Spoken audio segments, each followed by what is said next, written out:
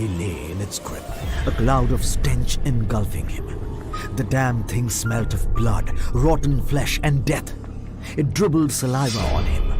Just as he mustered all his strength and power to shove it away, it fastened its teeth on his throat and raked his face with its paws. A sharp pain shot through his left eye. The animal then gorged his eye out altogether and chewed it with relish.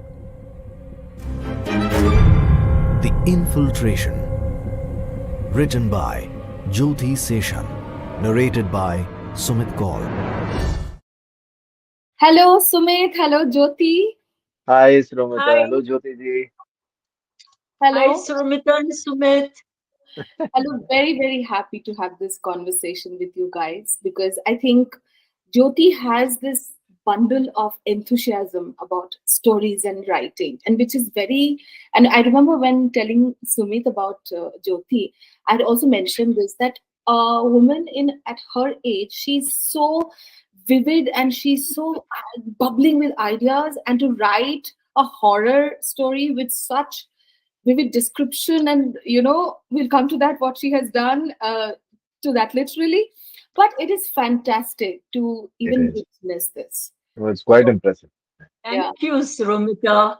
So And I thanks, think Sumit.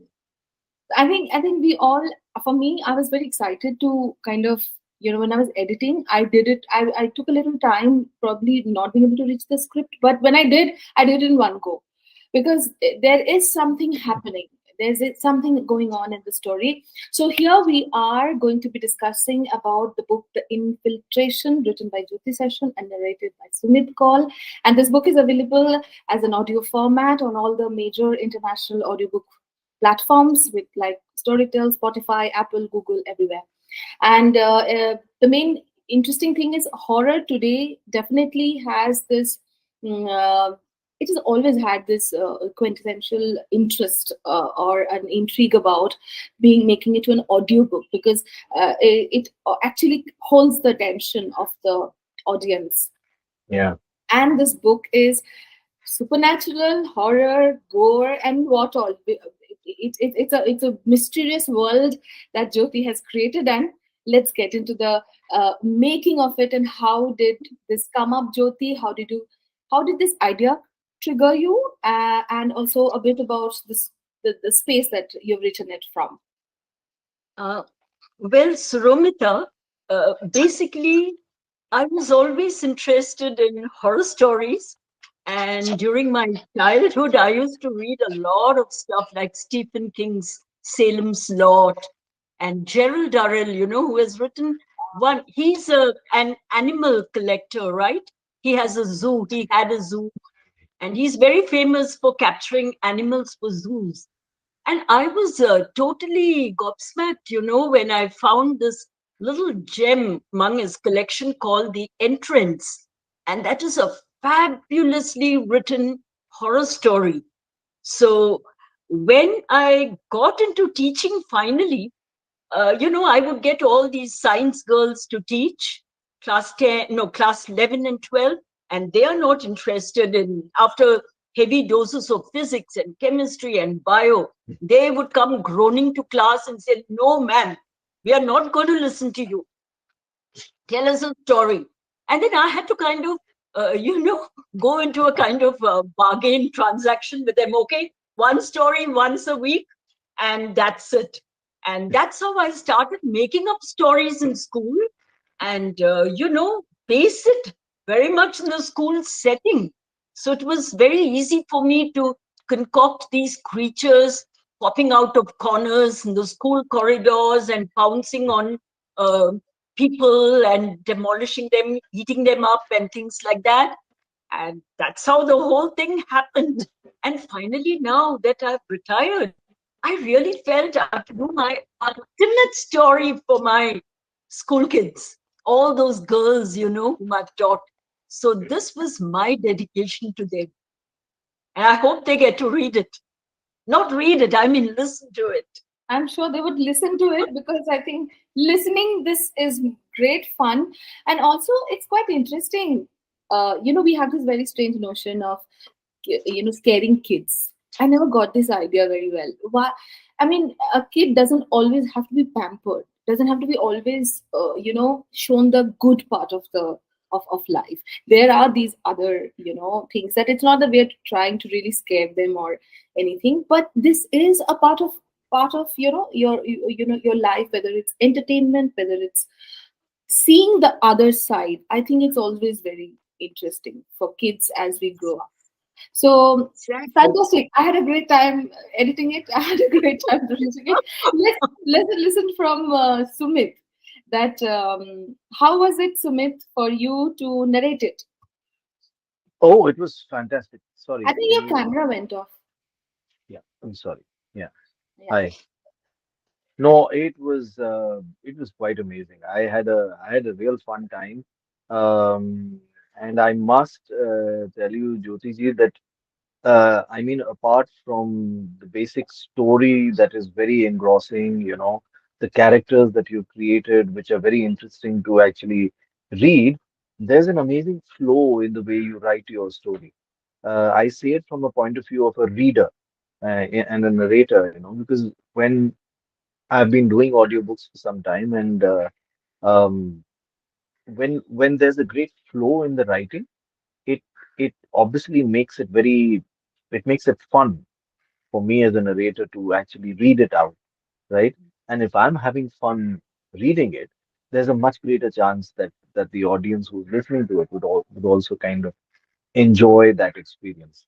So kudos on that, definitely. So I really enjoyed reading this book, and unlike you, ma'am, I've not been much of a horror genre kind of a person, because Okay.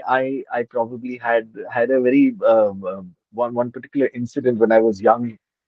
Okay. I was more of a slightly meekish kid, and there were some boys who ganged up against me, and they kind of scared me about this one particular room that we were staying in. I think we had gone for some. I'm so sorry. Yeah. I'm so sorry. So there was this particular, we had gone for a trip or something, and these guys showed me this one particular room, and they kind of created the story, and it was so well concocted that you start believing it. And they had probably been to that room, and they had seen the webbings that were there. They had seen some some bird droppings or something that was, so they made a story about that. Now, when I look back in hindsight, I realized that those boys were so creative in the way they kind of put together, just the way you've done, right? But for the next 5, 7 days, I was not able to sleep. Oh my You God. know? You've got to write it. You've got to write it, believe me. It'll be But such fun writing it. You will get it out of your system then totally. Maybe but you've already got it out. I must say it was such an engaging experience for me, right? Because it's an incredible you have to be so creative to be able, because at the end of the day it's like a fantasy, right? It's the unknown you're writing about.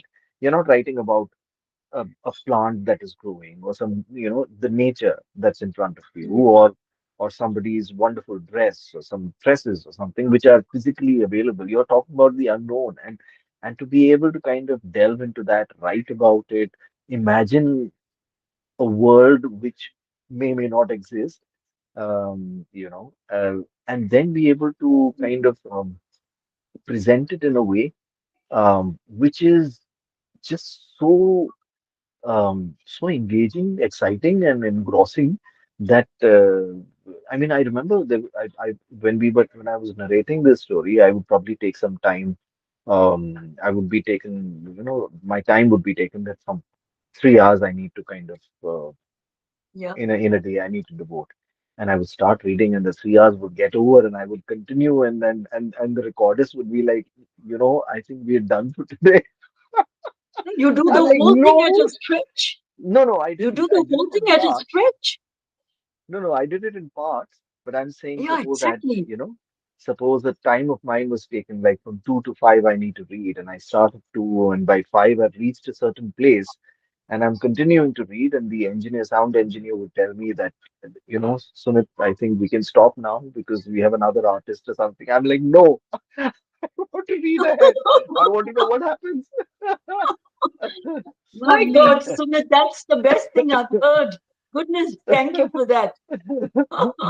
Yeah, when we were discussing about the voice, and we have, of course, for us, I've got a bank of uh, artists that I've worked with. And when I was reading it, I had this in my mind about doing this with Sumit. And when Jyoti told me, Shurumata, you have to be very careful because I'm very particular about diction. And she's been an English teacher even when she speaks. Oh, She oh has wow. this, yeah, and that's why it's like immaculate language in the whole book. If something one needs to Correct, notice is that correct, immaculate language and the use of these correct, words, they are not, correct. they are a little heavy, but they are not disturbing. They don't come in the Yeah, way. yeah, yeah. Not at all. Yeah. So that's something that really caught my attention. And when we were discussing this, she said you have to be very careful, and I'm very careful about the English, the phonetics, and all of that. So I said, don't worry. Like I knew that when she hears Sumit Kaul's Yeah. voice, she'll be like, oh my god. Then she was like, I want him to do. Absolutely. And then she heard also, she said, I want him to do all my books. I said, let's do this. Absolutely gold over by Sumit. And Honestly. And Jyoti, That's so sweet. please share with us the comments that you have been getting from your girlfriends about Sumit's voice. Uh, Girlfriend, yeah, Oh, my the God. friends. All of them have been, going on, especially, my the group, the some of the children who come to me for tuition, and then some of my friends, the ladies, including my mother. My mother must be the oldest fan of Sumit at 86. And no, it is that certain timbre in the voice, it gets you. I just loved it. The first shot I heard Sumit, I told my husband, "This is the guy I want." And my So husband sweet. got a shock. He just turned around and said, "What?" I said, I thought "This is I the was. guy I want for my story." He said, "Oh." So many of them have been going on about your voice, Thank you, and You thank I you. know, think it's fantastic. And Sumit, I just wanted to know what exactly is your background? Where did you learn to speak English so impeccably? I really want to know. Thank you so much. I appreciate it. So I must say, uh, because what the audience or you get to hear is the effect, and I think it's a combination of two very important um, teachings or experiences that I had as a child, which I think Okay. have been a great uh, reason why my voice is in a particular way, I speak in a particular way. So one was that I am a trained Indian classical singer. So I learned because my mom Ah, being a teacher, musical teacher, I was always there was always a okay. great emphasis on music, on use of the voice, on training the Yes. voice in a particular way, understanding The pitch, understanding. modulation, right? The Correct, modulation. correct, Because correct. always my phonetics professor, he used to say, I don't know, I'm thinking a lot about him today, but he Mm. always used to say, people who are trained in music, they can get the rise and fall of tones very well. Correct, But correct, people who correct. are music deaf, unfortunately, they cannot do a good It'll be job more of reading. challenging. It'll be more challenging for them. You're right. So I And can well understand what you're telling with your background. mm. Naturally, it must have come naturally to you. And So the that's other why thing you didn't was, need any as phonetics. when I was young, my mom kind of ensured I was we have this something called as TCL, Trinity College of London. They used to have Yeah, these speech and drama classes out here. So they yeah. have these levels, level one, level two, level three, level four, up to seven, or something like that. And she Okay. ensured that I used to enjoy drama and acting in school. And at that time, Yes, there was no real other place where I could have learned it. So she yeah. put me in these speech and drama classes. And we had these lovely, such sweet Parsi few ladies who used to teach us. Yeah. They would teach us phonetics. They would teach us the vowels Okay. and the burs and the wers and the pers and the burs and the ters. Ah, And okay. it was very particularly kind of. ingrained in that very, very crucial time in my life. So I think it's a combination of these two things that ends up becoming or makes it sound the way it does. Yeah. And yeah, and then of And you course, really need it for acting. You really need yes, it. correct, And I'm correct. thinking of your Tanav there, which was once again terrific because you were so much the character, so much the character. And Thank even you. though poor Manav kept running around to kill you, ultimately it was Shashank who did you in. And that was so typical, it was fantastic. And today I Yeah, was telling a friend of mine, I said it's totally binge worthy because you must yeah. see Tanav. I mean, it is frame after frame of action. And Wow. I don't know, some of the, see, when you say, when you play a terrorist role, I would expect you to go around flashing the gun and bursting bombs and this and that. But instead, here you were wounded in the hospital and then recovering slowly and then getting things done through your friend. So Correct. it was terrific. And at the same time, one could also see the flinty side of you, the hard, merciless side, when you Yeah. wanted that gentleman tortured. Hmm. I just loved it. You are an Well, I think, amazing actor. I must give a lot of my credit to my coach whom I work with, and he's constantly telling me about how overtly expressing something can actually ruin the Yeah, experience, not just for you as an actor, but for yeah, for the audience. And I think exactly. I tend to put that even into my reading whenever I'm doing audiobooks and stuff like that. Yeah, Like you'll notice even in this book, it's so easy to because it's a horror thing to over dramatize and try to make it sound yeah. very Yes. scary. But that's not the point. At the end of the No, day, no. the words in themselves are creating a certain effect. The writer has done all that's necessary to be able to create the author has done Yeah. the The legwork, right? atmosphere So is already there. It correct, is correct. this balance that I found perfect in your reading. Absolutely, well balanced, Yeah. not To too not much, overdo it. not Yeah, too yeah. little, perfect rise and falls.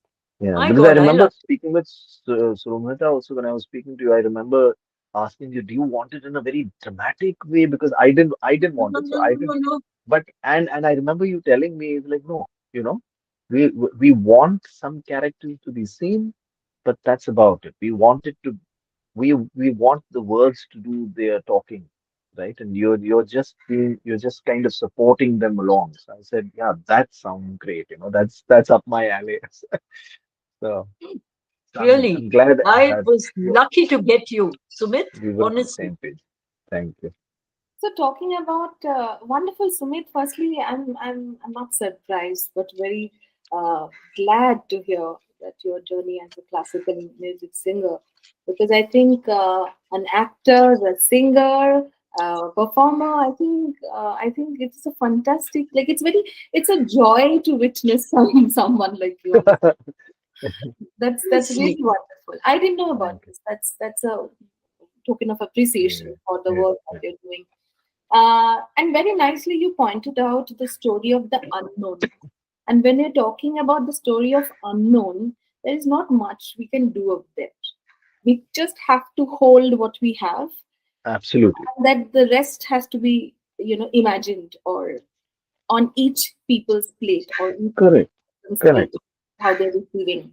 Yeah. So wonderful. I think this is You an have to leave that little scope for interpretation, right? yeah, At the yeah, otherwise it wonderful. But becomes like a spoon fed kind of thing. Yeah. yeah, exactly.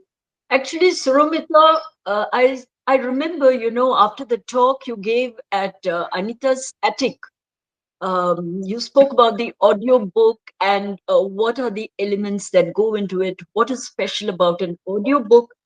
So what I gathered from it is the fact that it should be audio visual in terms of the pictures, the images it evokes in the mind. And that was something I went back before I sent the manuscript to you. I had worked on some of the parts, where I had gone into. You said it should have a linear kind of a structure, because I mean, a listener will not be able to shoot back and connect the dots otherwise. So these were some of the things that, stayed in my mind. And I gave the story one good read and also changed a few things there. And then once I sent it to you, of course, I had tried my best to apply all the things you said. And that, I think, worked a lot in favor of you accepting it. I think so. That's what I Yeah, feel. I think. Or maybe you would have, kind of brushed it aside as some Oh, silly not thing at all. about. I'm known to be the most ruthless editor in Storytel. So I'm very blunt when it comes. See, if I don't have fun, and I'm not, someone, and there should not be a certain idea about my liking, what I like as a genre, or what I would want to read. If there is a market, if there is a product, it should be there out in the market for people to receive. So. And if it doesn't fit, if there's a genre and there is a product and there is a misfit here, I would definitely talk about it. But this one was, yes, there is a Exactly. market for genre as a horror genre, and yes, this is a fantastic product. So Yeah. No, it was sculpted. It was sculpted after I heard you. yes, All yes, those audio elements. So I yes, for had to audio, work on it before I pitched it to you. And yeah. after that, also, you honed it further with your comments, your advice. So it was wonderful. And what a wonderful person you are to work with, Surumita. So approachable, so friendly. I just loved it. For me, it was I a great experience. My first one, real thank break. thank you, Jyoti. I think we have all been very lucky to find very kind people in our lives. I think if you are what you are, then it's the same kinds come on your way. I think it's not that I agree. I agree. you I know. agree. Um, so about this mode of publishing, I think as an author, Jyoti, you have also have had many rounds of meeting agents or the conventional reaching out to the conventional book publishers. But I want to bring in the fact that today the mediums of the world and the scopes are enormous. So if one has a content, one has a piece of writing, it is not that difficult in our world today to reach it out to people. And not only audiobooks are just one part. There are audiobooks, ebooks, there are blogs, there are audio blogs, there are podcasts, there are various things one can do. So Jyoti, for you, who has been a very all it, I know that you have actually gone through this whole scopes of conventional book publishing. How did Traditional. traditional book publishing part. So, how has your experience now opened up, or how has it changed with your experience of what you have done with the infiltration now? Surumita, frankly, I am rather disappointed with the traditional, mode of publishing. Like, you cannot go directly to a publisher. You have to go through the literary agent, which means we have to meet a certain standard there. And after that, only they'll pitch it. Like they'll tell you, oh no, this needs professional edit. And only then we can pitch it, that kind of a thing. And then you're not sure at all, whether they're going to finally pitch it at all. So, and then after that, whether the publisher would take it. So for me, it has been a very, very scary trip, scarier than writing horror stories with the traditional mode of publishing. To date, I have not been able to get a proper literary agent, because right at that point, they reject, they straight away. So, and some of them, when you write back and say, could you please tell me, ma'am, what exactly is wrong? I mean, why is it that you've not accepted? Some of them have shot back to me and they've told me, see, it's a very promising story, but we have to keep certain considerations in mind. So I'm afraid we cannot. They don't tell you outright what's the problem. I mean, is the gore too much for a child? Do you find it too bloody, all those killings? And you get the feeling that maybe parents will mind it. What exactly is it? But they don't put their finger on it, you know. It's all very, very casual, you know, talk back. Oh, you have a lot of promise. Then, you know, immediately it is proper rejection. So I have been going through that a plenty during the pandemic. And I was so happy, you know, when you came along to talk, and then audio is the thing now that is absolutely trendy. And there are people like, you know, in my gang of friends, my sister, they all like a story on the go. Yeah. Wherever they go, my sister says, I can listen to it when I cook, when I go for a ride, I can listen to it. Whenever we drive, we put on a story and it's great. So why the hell should we, and at a particular age like mine, like for instance, 60 plus, 60, I'm 67 this year, eyes give a bit of trouble, you know. Whatever it is, that exhaustion is there in the eye. So I like to keep my eyes for more for the Netflix and other OTT platforms rather than reading. For Tanav to watch Tanav rather than read audiobook. Rather than give the eyes tanav with reading. But this is a wonderful thing about you, Jyoti. My question also meant towards more changing an outlook along with the time that we are here in today. Because print publishing is no less. It still has its charm. It will have forever, because a book in a Okay. hand is a fantastic feeling. Even me as an audiobook publisher, I'm very, very fond of, I have a huge library here. But the point being that there are audiences who are changing with time, and they are willing to listen. And I think if we just see the fact that there is so much more, because the time is changing and the mediums are changing, so why to get stuck to one thing which was there? And I also do feel print publishing do have certain constraints, do have certain way. Even during the COVID, the distribution was really halted, it was totally stunned. So I think there are a lot of things. It's in the, like right now the Infiltration is on more than 100 plus platforms all over the world. So Wow. it's a technical thing. And if the distribution is such that it is a bit complicated, only people like us who are in the players can make sure that, okay, if it's here, this is the RSS feed, this will take you to 20 plus channels. But the more even this will get refined, the content will change, it will get more messy.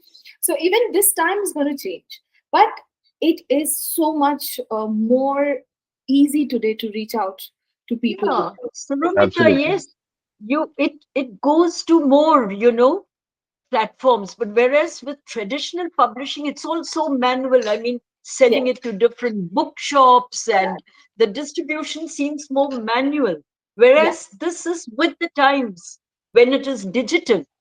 it's So I think the reach is far more here. yeah, and That's and what to I be feel.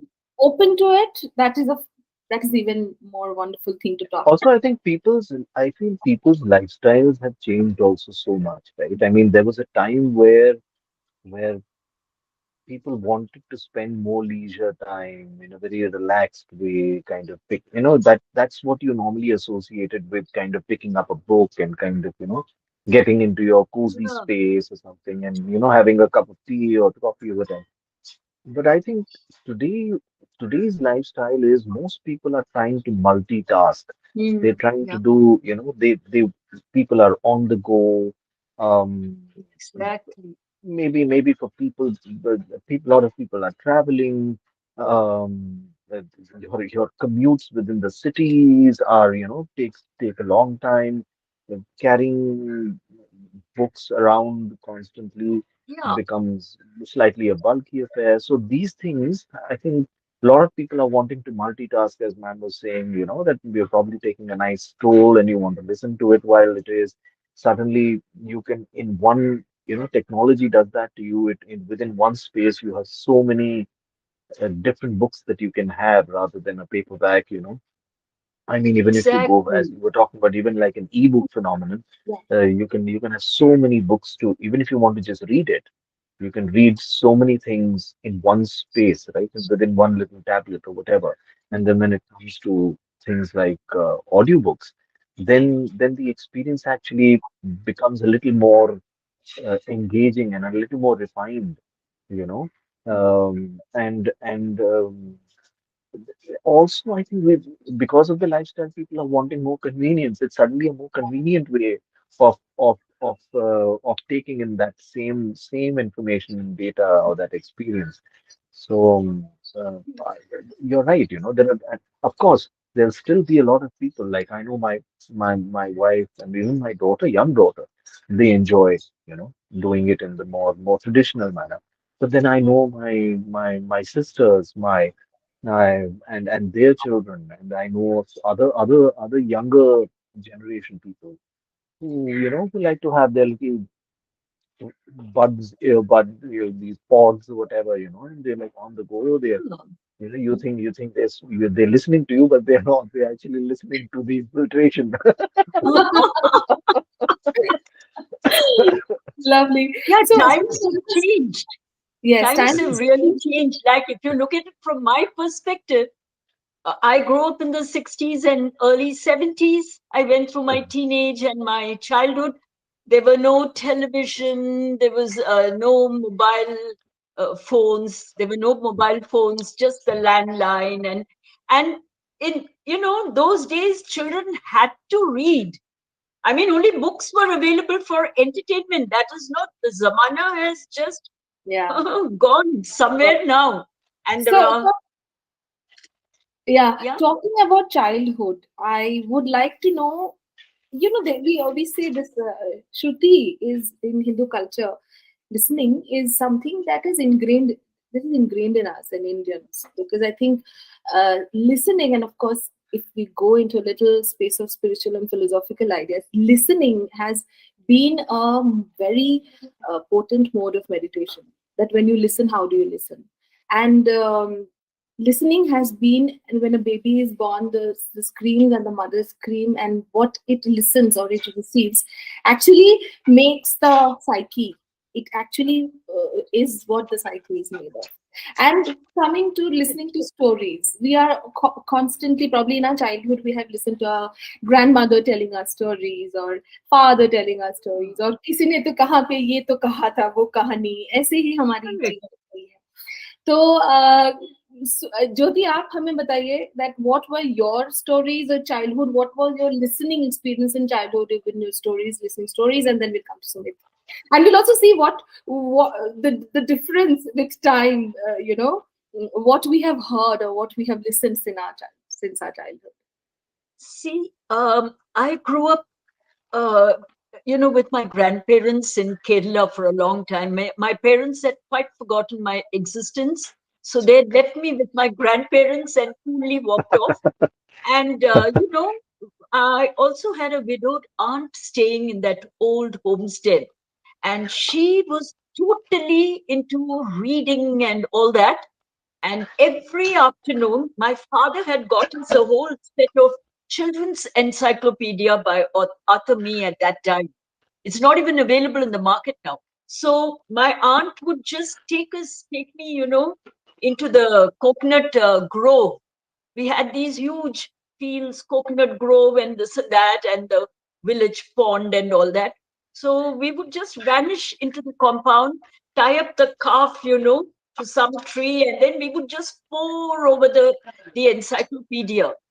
And that's how I think. And my aunt would make me read, and that's how I think I got my interest in, in stories. Mm. Those are the first things that ever came to me as entertainment. Mm. So ekdam aise we used to just vanish and only turn up in the evening back home at about Mhm. 4, 5, just in time for our evening snacks. So that was one way, according to my grandmother, to avoid all household duties for my aunt. So she used to really scold us over that, but she was also into all kinds of stories. Mm. So I have grown up in that background, and luckily, by the time I came to 7th, my dad and mom remembered me and brought me to Hyderabad. And ever since I've been here, and then of course, it was into reading, hell of a But lot of reading, because Suramita, I was only good at English. I would not play like the rest of the house. I mean, my siblings. And I was not good at maths. I was not good at science. My dad and I was running after all the boys in the neighborhood, coming home every day and telling, today it's a new boyfriend kind of a thing. And those fellows would write Hindi songs to me.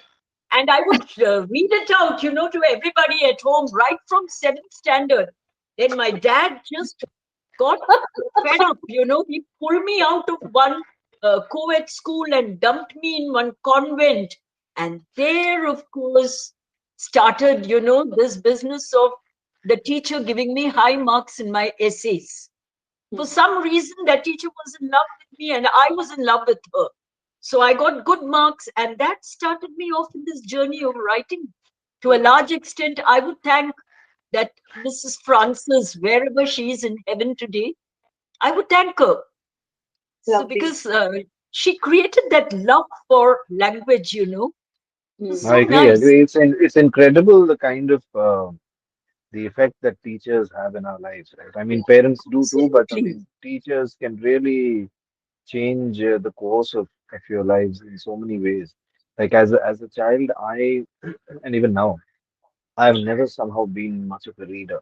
And I think that I get that because probably because of my parents. I don't see my parents also doing too much of reading, and neither are they very great storytellers. I mean, my mom's a great teacher when it comes to music. My dad can teach math, but somehow when it came to stories, it was never there. So I never got into the habit of reading books as an early on. And my first brush with storytelling actually happened in school when uh, I had this major tussle that I used to have in my mind because um, I had this uh, the a geography teacher. She was a Bengali lady, and she used to do what Jyothi and you mentioned. So she would always start her geography class with a story, and she would because she loved geography and she loved spaces and the places, and she was a well-traveled woman. So she would actually tell us about the certain place that she had been to, and it kind of made you look at that place. She would and I think beautiful writing, I feel, comes from details, from talking about the smaller things rather than, things that are more relatable. I mean, you can talk Yeah. about the vast nature and things like that, but when you talk about a tiny little butterfly flying, and the little spots that the butterfly had, and it sat there kind of wiggling its little, now you start to imagine, it kind of takes you deeper into. So she would talk about these different places that she'd been to. She would talk about the kind of foods that she had eaten and the little cobbled paths that she had walked on. And so you Hey. started falling in love with places generally because of the way she was narrating them. And then Yeah. at the same time, I had a Hindi teacher who somehow was very fond of me, and she would would would read out, she would pick a passage from some book and she would read it, and she would read it so beautifully. It didn't have to be like a mother reading to a child. She would just read it in a very crisp, in a proper manner, and and and she would allow you to be floored by the words. So these two experiences for me became, uh, I, it's only in hindsight that I realized that this Yeah. whole idea of somebody narrating the story to you, the kind of effect that it can have on you. So for me, That's right. the whole audiobook format is far more dearer because of the kind of influence that I had in my life, and whether it be Hindi or English, in both ways. Lovely. Yeah. Sumit, Very you interesting. also did Nala's voice in Nala Damanti, right? Yes, yes, yeah. Yeah. Yeah. So we were doing the casting, and I was again, I was very keen on having Sumit Kaul to do Nala. So because I edited the book, and I was trying to talk to Anand also, Anand Elkanthan. So Mhm. he said, Nala is somebody, and that's what I mean by listening, because my job is to listen. So when you listen just without any form or opinion in your own head, but just purely listen, you understand the nature of that person with the voice. So Correct. I remember having this conversation, hence I will share this with you. That I had told Anand and all that we want Nala, Sumit to do Nala, because Nala was a person who was brutally honest within. And even if he knew that he was not hopeless or he was not helpless, but he chose to do what he did because he thought it was the right thing to do. So Correct. when we listen, it brings Mm. out, I think, the stories, the characters. And I remember now when you were speaking, something in me remembered Nala's voice. So and you mentioned this listening, storytellers listening. Yeah. So Yeah. I think this is something that when we really listen very carefully, we actually get a lot more information, uh, Correct. unspoken. Absolutely. So I think in even in storytelling, as you said, those little detail and something that is something that you're more getting out of it, which is unspoken. It's just the True. feel, you know. True. So this is wonderful. I think Yeah. even in infiltration, there are certain parts, and I want to just tell this because to get the audience a little attracted and excited about the book. There are certain parts in the book when I was reading, I was thinking, Jyoti wrote it like this ferocious thing being eaten, and the blood Yeah, being I drawn let go. all out. And I was thinking, what way should this be read? What is that way this should be told? But Sumit, you've done a fantastic job because there is no high too much. There is not too much high, but it's getting into your Correct. listening. Correct. Correct. I think it has come out Yeah. fantastically, and thank I you for think that. one thing which I felt it required was when I started reading it, I realized there were times um, there were some parts of it which were slightly descriptive. They were talking about a certain space, about a certain time, or something like that. And there were certain parts of the book which were very where they were very intense and they were very there was action happening. So when I was reading it, I realized I think one thing that's very important for it would be pacing, in the sense that whenever I would be reading a descriptive side of it, it should be a little more slower paced, Hmm. so that people actually listening to each word, and they kind of they go through the experience.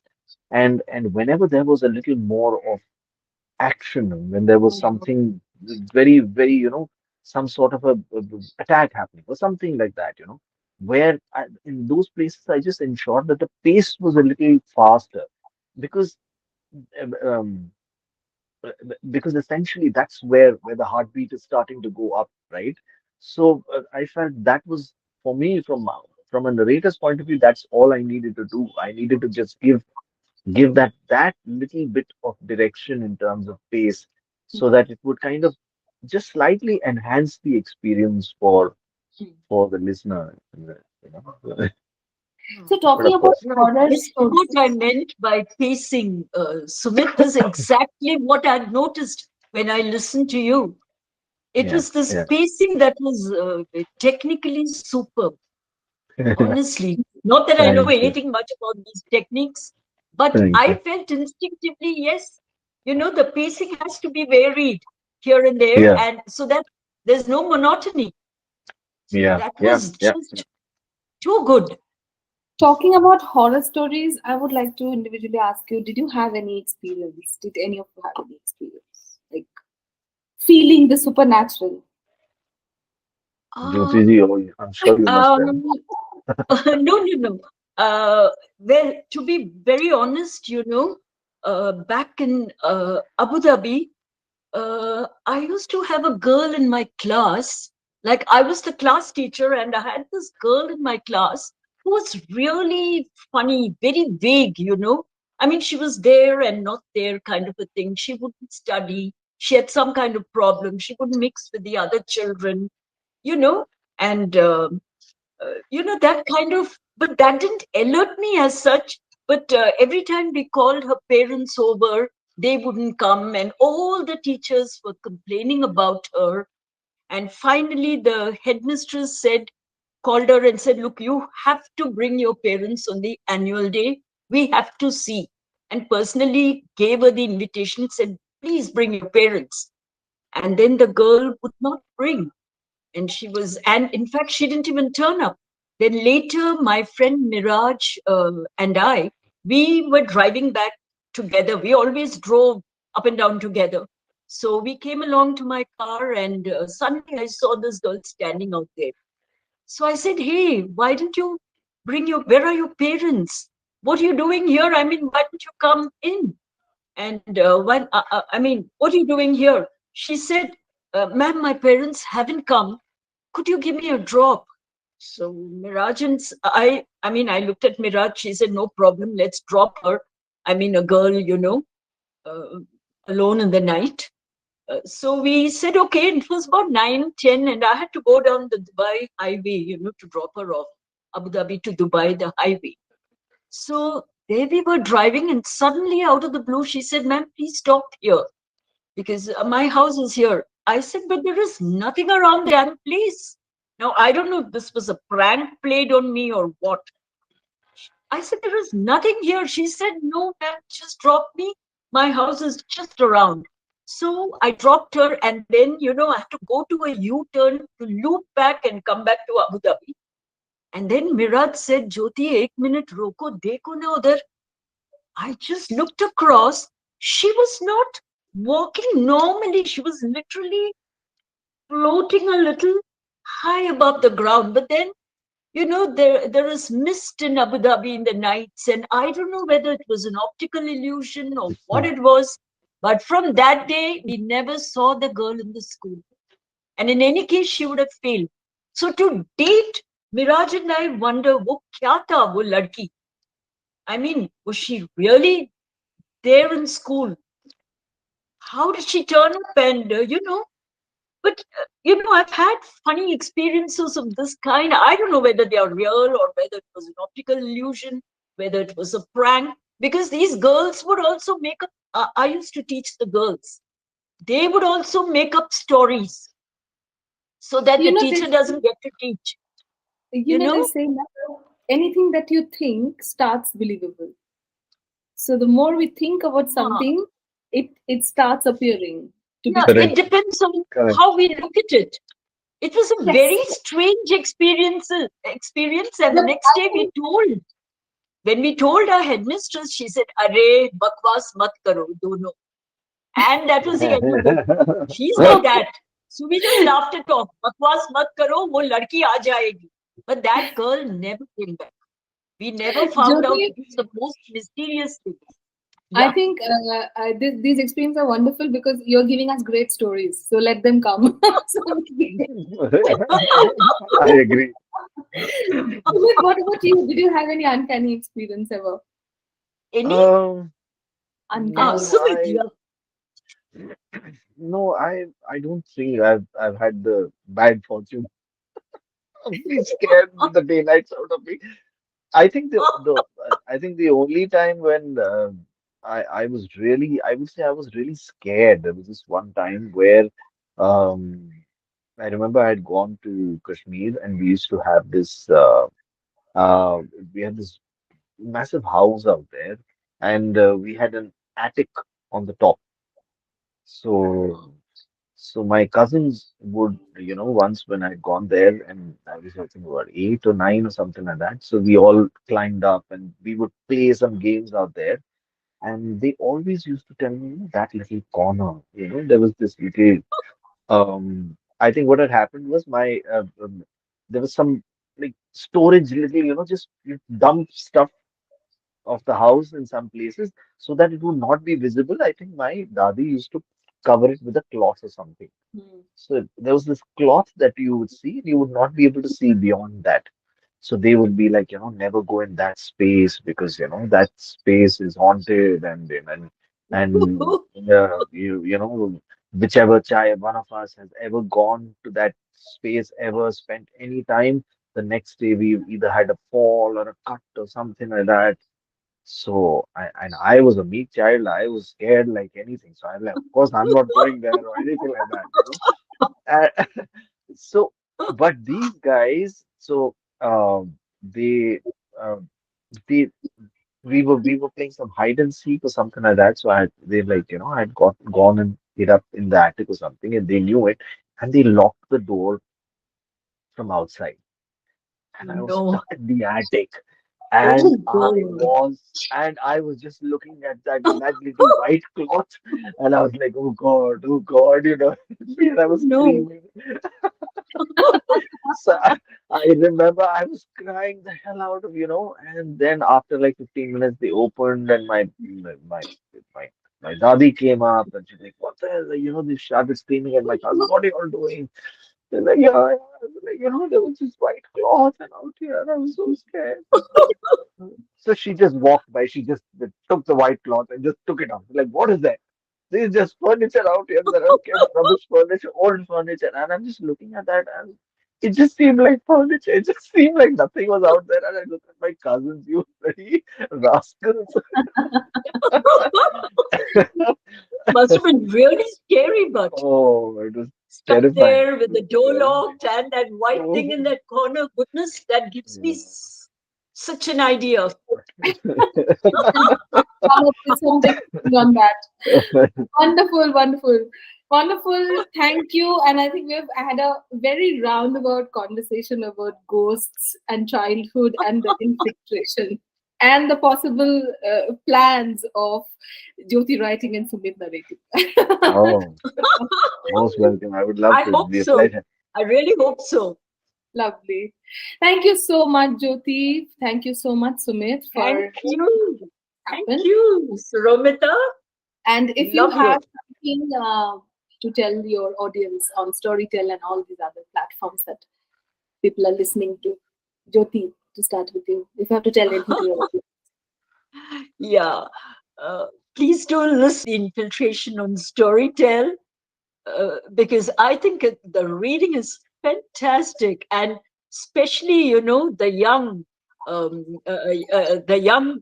teens, the young adults would love the story. This is so much gore and horror. I mean, it's horror, mystery, and supernatural combined. So you will surely love it. And Okay. Sumit, yes, Sumit. Well, I must say when I when I was first told about this book and that I was supposed to read it and that it was a horror genre and I started reading it, I was quite amazed by how it got my heart really pumping. And then when I got to know that it was written uh, by a lady, uh, and that you were 65, and I'm like, wow, what an imagination and what an ability to write, write something that is that completely shakes you up and still wants you to keep listening to it. So I think I think for I think I would recommend this book to be heard for those very reasons that it's quite a topsy-turvy ride. It has several characters. It has a mix of of little children being children, youngsters being youngsters, and yet kind of having this very mysterious space and place and people and keeps you on the edge, and then of course it kind of blasts into quite the scary bits, which have you biting your nails all the time. So and hopefully, Surumata and we have kind of put it together and made it a nice enough experience for all of you to, to enjoy it thoroughly. Thank you, Sumit. Thank you so much. Mm, Thank you. pleasure. And I hope everyone listens to the Infiltration and we get some good reviews. And it will be wonderful if everybody can leave their suggestions and comments in the comment section. Yeah, Lovely. So lovely. much. Thank you so Thank you. Thank you. much. Thank you Bye. so Bye, much. Sumit. Thank you. Bye. Bye bye. Take care. Bye. Yeah. Bye.